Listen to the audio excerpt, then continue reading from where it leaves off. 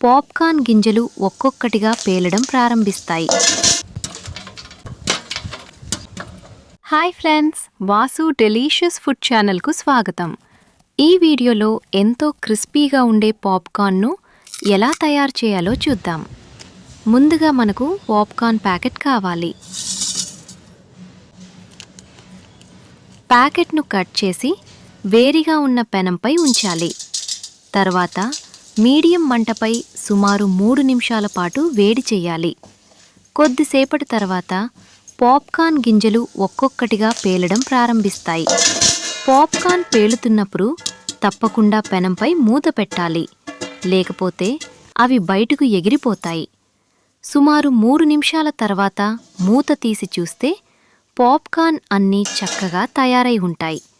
ఇప్పుడు ఈ పాప్కార్న్ను ఒక సర్వింగ్ ప్లేట్లోకి తీసుకోవచ్చు.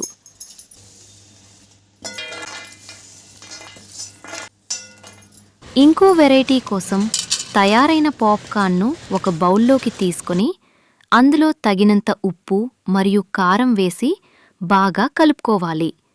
తర్వాత ఈ పాప్కార్న్ను మైక్రోవేవ్లో పెట్టాలి. మైక్రోవేవ్ నూనె 200 డిగ్రీల సెల్సియస్ వద్ద సెట్ చేసి 10 నుంచి 15 నిమిషాల వరకు వేడి చేయాలి. కొద్ది నిమిషాల తర్వాత పాప్కార్న్ పేలడం మనం చూడవచ్చు. అంతే, ఎంతో రుచికరమైన క్రిస్పీ పాప్కార్న్ సిద్ధం. ఈ వీడియో మీకు నచ్చితే తప్పకుండా లైక్ చేయండి, షేర్ చేయండి.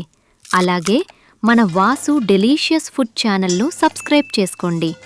Thanks for watching.